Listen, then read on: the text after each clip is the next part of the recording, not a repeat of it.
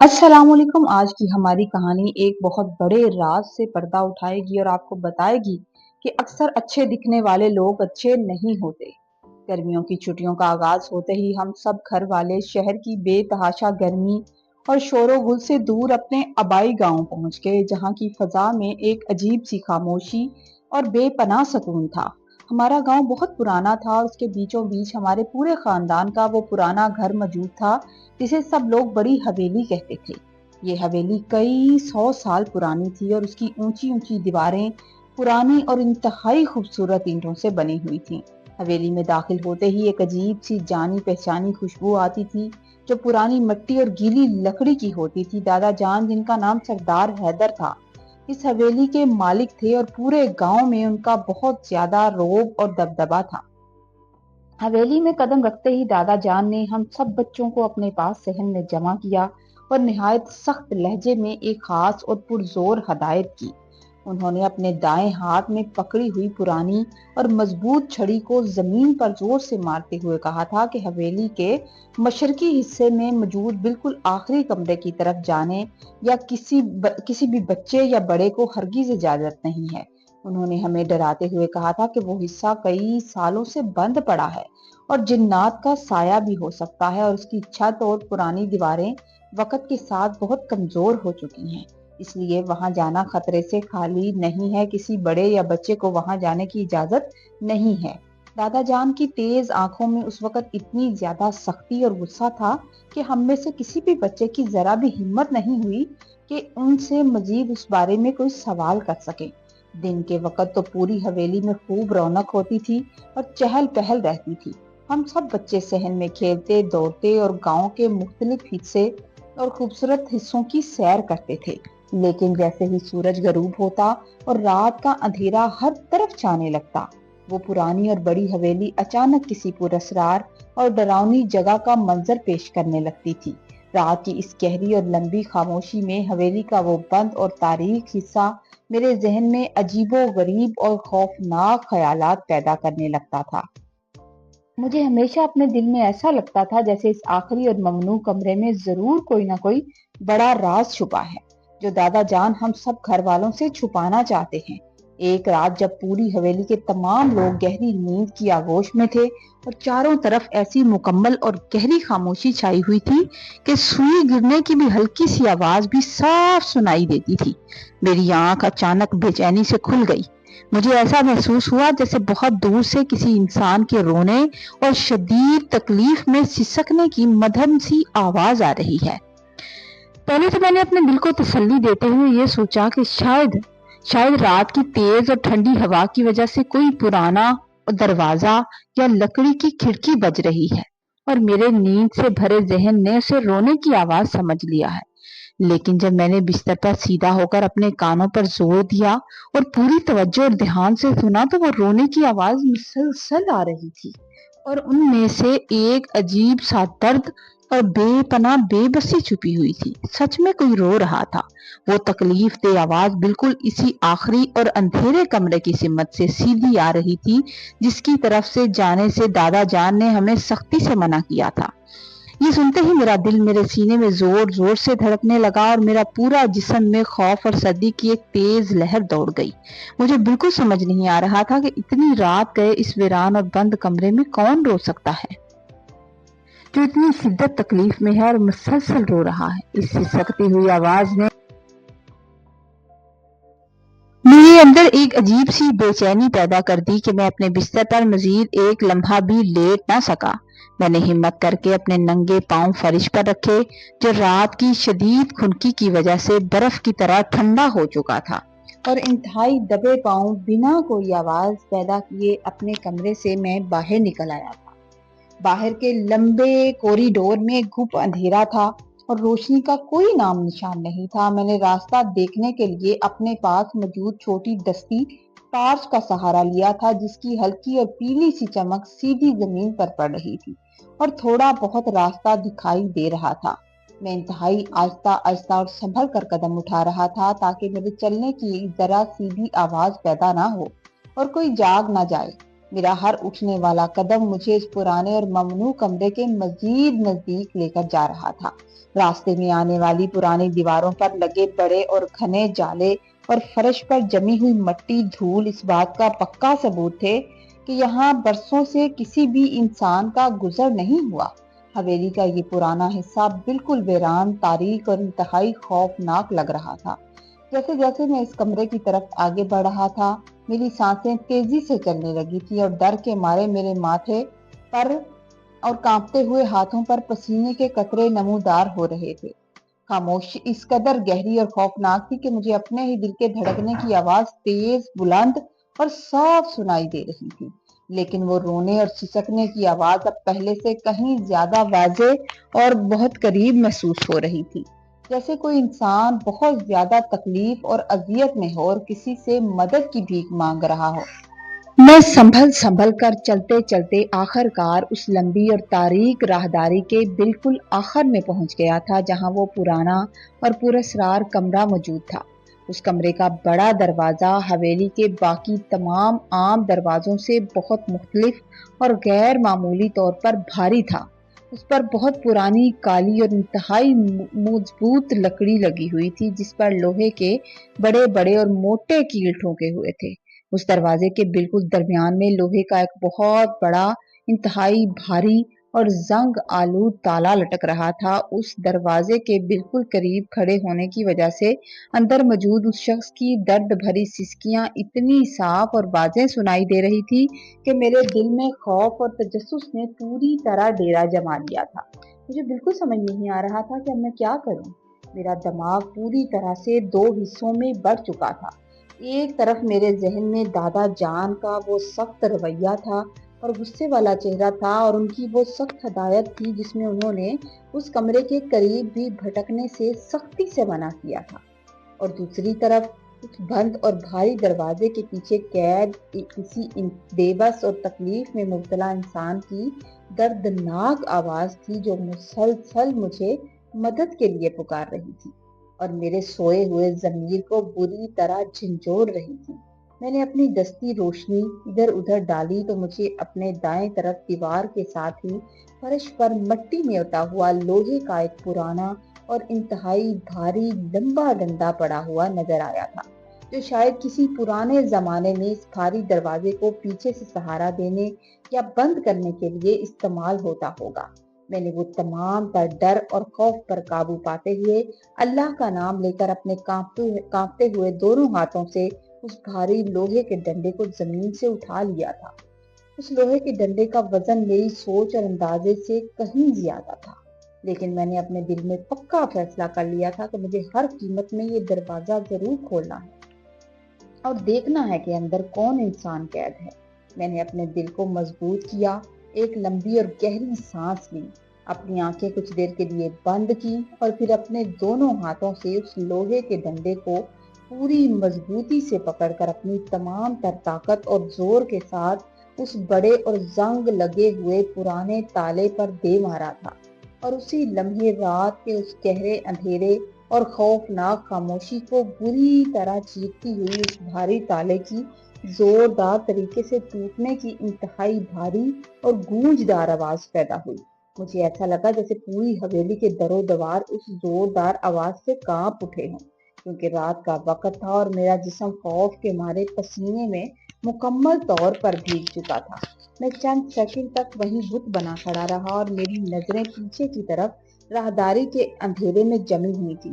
अब मुझे डर था, मुझे खौफ था कि इतनी जोरदार आवाज को सुनकर दादा जान या घर का कोई और फर्द जाग कर वहां आ गया तो मेरे साथ क्या होगा।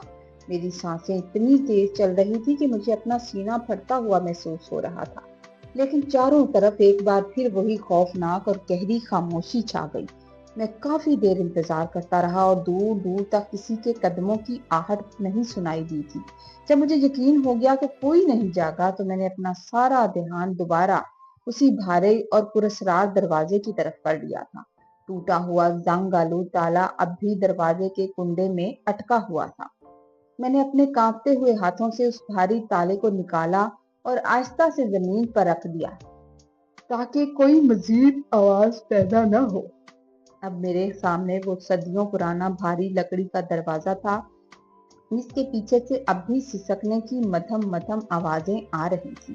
میں نے اپنی دستی روشنی کو بائیں ہاتھ میں مضبوطی سے پکڑا تھا اور اپنے دائیں ہاتھ کی ہتھیلی کو اس ٹھنڈے اور کھردری لکڑی پر رکھ کر دروازے کو اندر کی طرف دھکیلنے کی کوشش کی تھی۔ دروازہ اتنا بھاری تھا کہ مجھے اپنے جسم کی پوری طاقت لگانی پڑی تھی۔ برسوں سے بند رہنے کی وجہ سے دروازے کے قبضوں میں زنگ لگ چکا تھا، اور جب اس نے اندر کی طرف کھلنا شروع کیا تو لکڑی کی ایک انتہائی دلکراش اور چیختی ہوئی آواز پیدا ہوئی، جو کسی بھوکے اور زخمی درندے کی دھاڑ جیسی لگ رہی تھی۔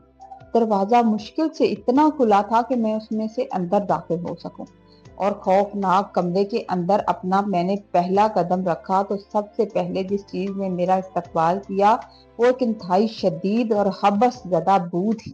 یہ بدبو اتنی تیز اور ناگوار تھی جیسے گلے سڑے پتوں، پرانی گیلی مٹی اور بند جگہ کی ہوا برسوں سے ایک ہی جگہ قید ہو کر زہریلی ہو گئی ہو۔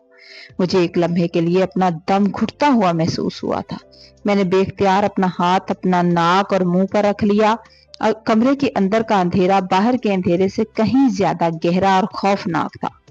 ایسا لگ رہا تھا جیسے یہاں کی تاریکی نے روشنی کو مکمل طور پر نگل لیا ہو۔ میں نے اپنے ہاتھ میں پکڑی ہوئی دستی روشنی کو آگے کی طرف کیا تو روشنی کی اس ہلکی سی پیلی لکیر میں مجھے ہوا میں اڑتے ہوئے مٹی اور دھول کے بے شمار ذرات صاف نظر آنے لگے جو برسوں سے اس ویران کمرے کا حصہ تھے۔ روشنی پڑنے سے کمرے کی پرانی اور خستہ حال دیواریں نمودار ہو گئیں، جن کا پلستر جگہ جگہ سے اکھڑ چکا تھا، اور ان پر کالے اور گہرے رنگ کے عجیب و غریب دھبے پڑے ہوئے تھے جو کسی خوفناک سائے کی طرح لگ رہے تھے۔ میں نے آہستہ آہستہ اور انتہائی احتیاط کے ساتھ اپنے قدم آگے بڑھائے۔ میرے ننگے پاؤں جب اس کمرے کے انتہائی ٹھنڈے اور کھردرے فرش پر پڑے تو مجھے ایسے لگا جیسے میرے پورے جسم میں ایک سنسنی سی محسوس ہوئی۔ فرش پر مٹی کی ایک موٹی تہ جمی ہوئی تھی، اور جگہ جگہ تھوڑے بہت پاؤں کے نشان تھے، اور لکڑی کے چھوٹے چھوٹے ٹکڑے بھی بکھرے ہوئے تھے جو میرے قدموں کے نیچے دب کر ہلکی سی آواز یعنی کہ چرچراہٹ کو پیدا کر رہے تھے۔ کمرے کا ماحول اتنا زیادہ ڈراؤنا تھا کہ میرا دل چاہ رہا تھا کہ میں اسی وقت الٹے قدموں واپس بھاگ جاؤں اور اپنے کمرے میں جا کر کمبل اوڑھ کر سو جاؤں، لیکن وہ سسکنے کی آواز اب بہت زیادہ قریب سے آ رہی تھی اور واضح ہو چکی تھی۔ میں نے دستی روشنی کا رخ اسی طرف موڑا جدھر سے وہ درد بھری آواز آ رہی تھی۔ روشنی کا دائرہ جیسے ہی کمرے کے بالکل آخری اور تاریک کونے میں پہنچا تو وہاں کا منظر دیکھ کر میرے تو پیروں تلے سے زمین نکل گئی۔ آپ جانتے ہیں وہاں کیا تھا؟ وہاں میرے حلق سے اسے دیکھ کر حلق سے زوردار چیخ نکلنے والی تھی، لیکن میں نے اپنے دوسرے ہاتھ سے اپنا منہ سختی سے بند کر لیا، دبا لیا کہ میری چیخ نہ نکلے۔ سامنے فرش پر ایک انتہائی کمزور اور لاغر سی انسانی شکل سکڑ کر بیٹھی ہوئی تھی۔ جب میں نے روشنی کو اس کے بالکل اوپر کیا تو مجھے وہ ایک انتہائی بوڑھی اور ضعیف عورت نظر آئی تھی، جس کا جسم ہڈیوں کا ایک ڈھانچہ لگ رہا تھا۔ اس کے کپڑے اتنے میلے اور پرانے ہو چکے تھے کہ ان کا رنگ پہچاننا بھی بالکل ناممکن تھا، اور وہ جگہ جگہ سے پھٹ کر لٹک رہے تھے۔ اس بوڑھی عورت کے بال انتہائی الجھے ہوئے اور سفید تھے، اور جو اس کے چہرے اور کندھوں پر بکھرے ہوئے تھے اور ان میں مٹی اور جالے پھنسے ہوئے تھے۔ لیکن جس چیز نے مجھے سب سے زیادہ خوفزدہ حیران کیا کہ وہ اس عورت کے ہاتھوں اور پیروں میں پڑی ہوئی لوہے کی انتہائی موٹی اور بھاری زنجیریں تھیں۔ وہ زنجیریں اتنی بڑی اور مضبوط تھیں کہ انہیں دیکھ کر ہی اندازہ ہو رہا تھا کہ ان کو توڑنا کسی عام انسان کے بس کی بات نہیں ہے۔ ان زنجیروں کا دوسرا سرا دیوار میں گڑے ہوئے ایک بہت بڑے لوہے کے کڑے کے ساتھ سختی سے باندھا گیا تھا۔ وہ بوڑھی عورت فرش پر گھٹنوں کے بل بیٹھی ہوئی تھی، اور اس کا سر نیچے کی طرف جھکا ہوا تھا، جیسے اس کے اندر اپنا سر اٹھانے کی طاقت بھی نہ ہو۔ اچانک دستی روشنی کی پیلی اور تیز چمک جب سیدھی اس عورت کے جسم پر پڑی نا تو وہ بری طرح چونک اٹھی اور اس کے پورے جسم میں ایک تیز کپکپاہٹ دوڑ گئی۔ وہ برسوں سے اس گھپ اندھیرے اور تنہائی کی شاید عادی ہو چکی تھی، اس لیے روشنی کی وہ ہلکی سی کرن بھی اس کے لیے کسی تیز دھار کی طرح تکلیف دہ ثابت ہو رہی تھی۔ اس نے انتہائی تکلیف اور گھبراہٹ کے عالم میں تیزی سے اپنے دونوں کانپتے اور کمزور ہاتھ اپنے چہرے کے آگے کر لیے تھے، تاکہ وہ اپنی آنکھوں کو اس اچانک پڑنے والی روشنی سے بچا سکے۔ اس کی سانسیں بہت تیز چلنے لگی تھی اور وہ زنجیروں کو کھینچتے ہوئے دیوار کے مزید پیچھے کونے کی طرف سکڑنے کی کوشش کرنے لگی تھی۔ وہ پیچھے کی طرف ہونے کی صاف کوشش کر رہی تھی، جس سے ان بھاری زنجیروں کے آپس میں ٹکرانے کی ایک دل خراش اور خوفناک دھاتی آواز اس خاموش کمرے میں گونجنے لگی۔ میرا دماغ یہ ماننے کو بالکل تیار نہیں تھا کہ میرے دادا جان، جو پورے گاؤں میں اپنی شرافت کے لیے مشہور تھے، وہ اتنے ظالم بھی ہو سکتے ہیں۔ وہ اتنے ظالم ہو سکتے ہیں کہ کسی عورت کو یہاں قید کر کے رکھ سکتے ہیں۔ میرا دل ترس اور ہمدردی سے بھر گیا اور میں نے اپنی تمام تر ہمت جمع کرتے ہوئے انتہائی ڈرتے ڈرتے اپنے قدم اس بوڑھی عورت کی طرف بڑھائے تھے۔ میں اس کے بالکل قریب جا کر رک گیا اور انتہائی دھیمی اور کانپتی آواز میں اس سے پوچھا، کون ہیں آپ؟ کون ہیں آپ؟ اور دادا جان نے آپ کو ان بھاری زنجیروں میں اس قدر اندھیرے کمرے کے اندر کیوں رکھا ہوا ہے؟ جب میں نے دادا جان کی بات کی تو میری آواز سن کر اس بوڑھی عورت کا کانپتا ہوا جسم ایک لمحے کے لیے ساکت سا ہو گیا۔ اس نے اپنے چہرے کے آگے سے اپنے دونوں لرزتے ہوئے ہاتھ انتہائی آہستہ آہستہ نیچے کیے اور مجھے محسوس ہوا جیسے وہ اپنی پوری طاقت جمع کر کے کچھ کہنے کی کوشش کر رہی تھی۔ کچھ کہنے کی کوشش کر رہی ہے۔ اس کا گلا سوکھا ہوا تھا اور ہونٹ بری طرح پھٹے ہوئے تھے۔ اس نے انتہائی درد بھری اور مدھم سی آواز میں مشکل سے اپنے سوکھے ہونٹوں کو ہلاتے ہوئے بس اتنا کہا تھا کہ مدد کرو، میری مدد کرو۔ اس بوڑھی اور بے بس عورت کی وہ درد بھری پکار میرے کانوں کے راستے سیدھی میرے دل میں اتر گئی اور میرے اندر موجود سارا خوف جیسے ایک لمحے میں پگھل کر شدید ہمدردی میں بدل گیا تھا۔ میں انتہائی احتیاط کے ساتھ اس کے بالکل قریب زمین پر گھٹنوں کے بل بیٹھ گیا تاکہ میں اس کے چہرے کو صاف دیکھ سکوں۔ قریب سے دیکھنے پر اس کی حالت میری سوچ سے بھی زیادہ قابل رحم تھی۔ اس کے چہرے پر جھریاں اتنی گہری تھیں جیسے اس نے پوری زندگی صرف دکھوں میں گزاری ہو۔ میں نے اپنا کانپتا ہوا ہاتھ آگے بڑھایا اور نہایت نرمی سے اس کے ماتھے پر آئے ہوئے الجھے بالوں کو پیچھے کیا تاکہ اس کا چہرہ واضح ہو سکے۔ جیسے ہی میں نے اس کے بالوں کو ہٹایا، اس نے اپنی دھنسی ہوئی اور بے نور آنکھیں بڑی مشکل سے کھولی تھی اور جب اس کی نظر میرے چہرے پر پڑی تو اس کی آنکھوں میں مزید وحشت، ایک عجیب سی حیرت اور محبت میں بدلنے لگی۔ وہ مجھے اسی طرح ٹکٹکی باندھے دیکھے جا رہی تھی۔ پھر جیسے جیسے اس کے چہرے پر ہلکی سی مسکراہٹ آنے لگی، جیسے وہ میرے چہرے کے ایک ایک نقش کو اپنے ذہن میں محفوظ کرنے کی کوشش کر رہی ہو، یا جیسے وہ مجھے پہلے سے بہت اچھے سے جانتی ہو۔ اس کی ویران آنکھیں اچانک آنسوؤں سے بھرنے لگی اور وہ گرم گرم آنسو اس کے گالوں کی جھریوں میں سے ہوتے ہوئے اس کے میلے کپڑوں پر گرنے لگے تھے۔ اس نے اپنے کانپتے ہوئے ہاتھ میری طرف بڑھائے اور روتے ہوئے انتہائی درد بھرے لہجے میں کہنے لگی کہ یہ تم ہو؟ تو تم اتنے بڑے ہو گئے؟ میرے خدا، کتنے سال گزر گئے! تم تو بالکل اپنے باپ پر گئے ہو۔ ان ظالموں نے میرا سب کچھ چھین لیا اور مجھے اس اندھیرے غار میں پھینک دیا، لیکن آج تمہیں اپنے سامنے دیکھ کر مجھے لگ رہا ہے جیسے میری ساری تکلیفیں ختم ہو گئی۔ اس کی محبت اور اس کی یہ بات سن کر میرے دماغ میں جیسے ایک زوردار دھماکہ ہوا اور میری سوچنے سمجھنے کی صلاحیت تقریباً ختم ہو گئی۔ مجھے اپنے کانوں پر یقین نہیں آ رہا تھا کہ یہ زنجیروں میں جکڑی عورت مجھ سے اس طرح بات کر رہی ہے اور مجھے جانتی ہے جیسے اس کا میرے ساتھ کوئی خونی رشتہ ہے۔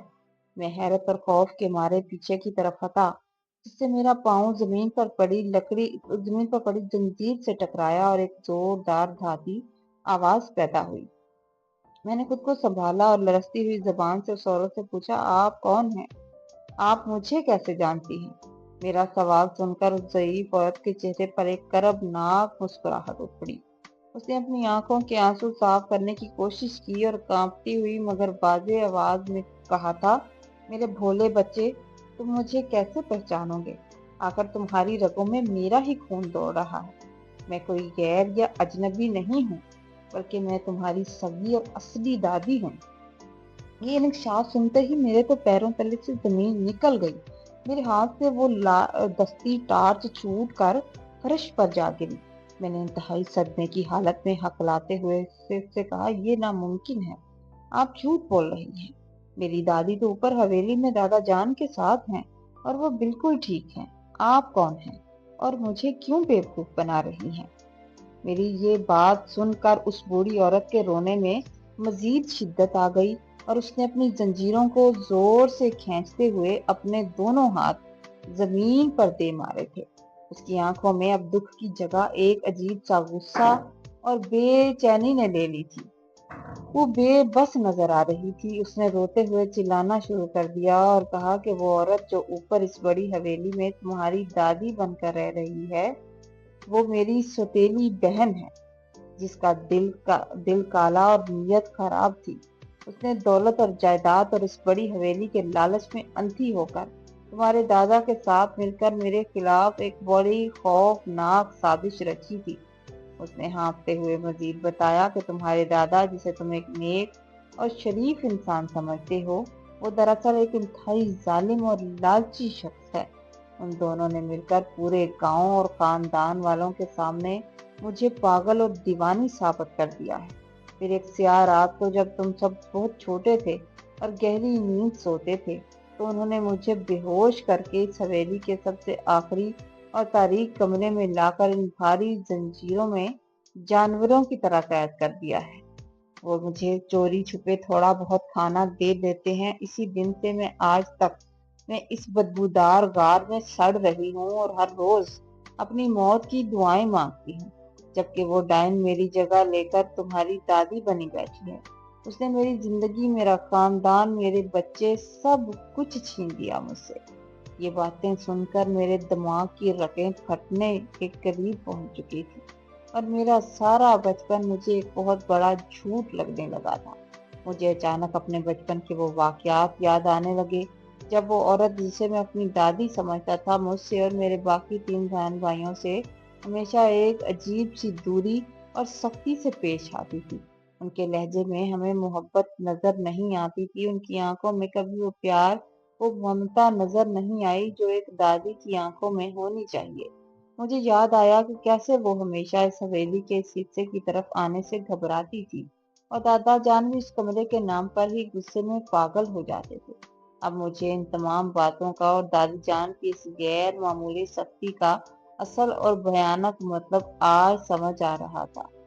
میرا پورا وجود صدمے اور دکھ سے لرز رہا تھا اور مجھے اپنے دادا جان سے، جو میرے لیے دنیا کے سب سے مثالی انسان تھے، اچانک شدید نفرت سی محسوس ہونے لگی۔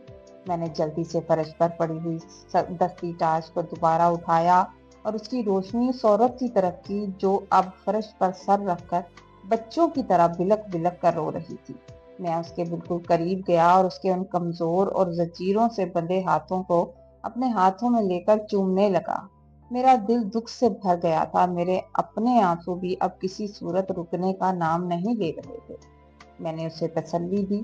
میں نے انہیں تسلی دیتے ہوئے کہا، دادی جان، آپ بالکل مت گھبرائیں، میں آپ کو اس ظالم قید سے آزاد کرواؤں گا۔ میں ابھی جا کر سب کو حقیقت بتاؤں گا اور آپ کو انصاف دلاؤں گا۔ اسی لمحے میں نے فیصلہ کر لیا تھا کہ چاہے کچھ بھی ہو جائے، میں اس ظلم کا خاتمہ کر کے رہوں گا۔ میں اس اندھیرے کمرے کے فرش پر بیٹھا اپنی اصلی دادی کے آنسو صاف کر رہا تھا اور میرا دماغ تیزی سے کام کر رہا تھا کہ ان بھاری زنجیروں کو کیسے توڑا جائے۔ میری نظر دیوار کے کونے میں پڑے ایک پرانے اور انتہائی بھاری لوہے کے ہتھوڑے پر پڑی، جو شاید برسوں سے دھول میں دبا ہوا تھا۔ میں نے اپنی تمام تر جسمانی قوت لگا کر اسے اٹھایا اور ایک لمبی سانس لے کر پوری قوت کے ساتھ اس زنگ آلود تالے پر دے مارا تھا۔ لوہے کے لوہے سے ٹکرانے کی ایک زوردار آواز میں خاموشی کمرے میں گونجی تھی اور تالا ٹوٹ کر جا گرا تھا۔ میں نے بھی اطمینان کا سانس لیا تھا کہ اچانک کمرے کا وہ بھاری دروازہ ایک خوفناک چرچراہٹ کے ساتھ کھلا تھا اور باہر سے آنے والی تیز روشنی نے میری آنکھیں چندھیا دی تھی۔ میں نے پلٹ کر دیکھا تو دروازے پر میرے دادا جان اپنی مضبوط چھڑی پکڑے غصے سے بھرے کھڑے تھے اور ان کے پیچھے وہ مکار عورت بھی تھی جسے میں اپنی دادی کہتا تھا۔ لیکن میرے آنکھوں سے اب ڈر نکل گیا تھا۔ دادا جان کی آنکھیں غصے سے سرخ ہو رہی تھی۔ انہوں نے گرجدار آواز میں کہا کہ میں نے تمہیں منع کیا تھا نا کہ یہاں مت آنا۔ میں نے تمہیں منع کیا تھا مت آنا۔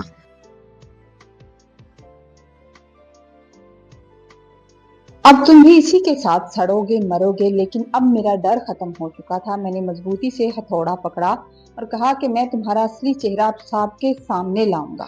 دادا جان نے مجھ پر حملہ کرنا چاہا، لیکن میں نے پھرتی سے خود کو بچایا اور ہتھوڑی کا ایک وار ان کی ٹانگوں پر کیا۔ ان کی کمزور ٹانگیں تھیں، وہ توازن کھو بیٹھے اور فرش پر گرنے لگے۔ وہ نقلی دادی خوف کے مارے ان کے پیچھے بھاگنے لگی، لیکن میں نے کمرے کا دروازہ دادی کو باہر نکال کر پیچھے سے بند کر دیا۔ انہوں نے میری اصلی دادی کے لیے جو کمرہ بنایا تھا اسی میں نے ان کو بند کر دیا۔ میں نے اپنی دادی کو سہارا دیا اور انہیں اس منحوس راہداری سے نکال کر حویلی کے کھلے صحن میں لے آیا تھا۔ فجر کا وقت تھا۔ صبح کی تازہ ہوا جب میری دادی کے چہرے کو چھو کر گزری تو انہوں نے آسمان کی طرف دیکھ کر اپنے رب کا شکر ادا کیا تھا۔ میں نے دادی کو چارپائی پر بٹھایا، بھاگتا ہوا گھر والوں کو گاؤں کے بزرگوں اور معززین کے پاس پہنچا۔ جب میں نے انہیں روتے ہوئے حویلی کا یہ بھیانک راز بتایا تو پہلے انہیں یقین ہی نہیں آیا، لیکن جب وہ سب حویلی پہنچے اور انہوں نے اپنی آنکھوں سے برسوں پہلے مردہ قرار دی جانے والی اصل مالکن کو زندہ دیکھا تو پورے گاؤں میں کہرام مچ گیا۔ لوگوں کا غصہ ساتویں آسمان پر تھا اور انہوں نے دادا جان اور اس مکار عورت کو پولیس اور قبیلے کے قانون کے حوالے کر دیا تاکہ انہیں انسانیت سوز مظالم کی سزا مل سکے۔ لوگ جائیداد کے لیے اپنوں اور اپنوں کی محبت کو بھول جاتے ہیں، مجھے آج اندازہ ہوا تھا۔ اس واقعے کے بعد میں نے اپنی دادی کو اس ظالم حویلی میں ایک پل بھی نہیں رکنے دیا۔ میں ان کے ساتھ شہر روانہ ہو گیا، انہیں اپنے ماں باپ کو لے کر انہیں ایک نئی اور پرسکون زندگی دی۔ آج میری دادی میرے ساتھ ہے، ان کی صحت بہتر ہو رہی ہے، ان کی مسکراہٹ میرے لیے دنیا کا سب سے بڑا سکون ہے۔ وہ پرانی حویلی اب ایک عبرت کا نشان بن چکی ہے، ہر دیکھنے والے کو یاد دلاتی ہے کہ ظلم کی رات چاہے کتنی ہی لمبی کیوں نہ ہو، انصاف کا سورج ایک نہ ایک دن اپنی پوری آب و تاب کے ساتھ ضرور چمکتا ہے۔ یہ اس دنیا کا اٹل سچ ہے کہ قدرت کا نظام دیر سے صحیح مگر انصاف ضرور کرتا ہے اور ظالم اپنے ہی بنائے ہوئے گھڑے میں ایک دن ضرور گر جاتا ہے۔ اسٹوری اگر آپ کو اچھی لگے تو آپ نے لائک کرنا ہے، کامنٹ میں ضرور بتانا ہے، چینل پر نئے ہیں تو پلیز چینل کو سبسکرائب کر دیجیے۔ اللہ حافظ۔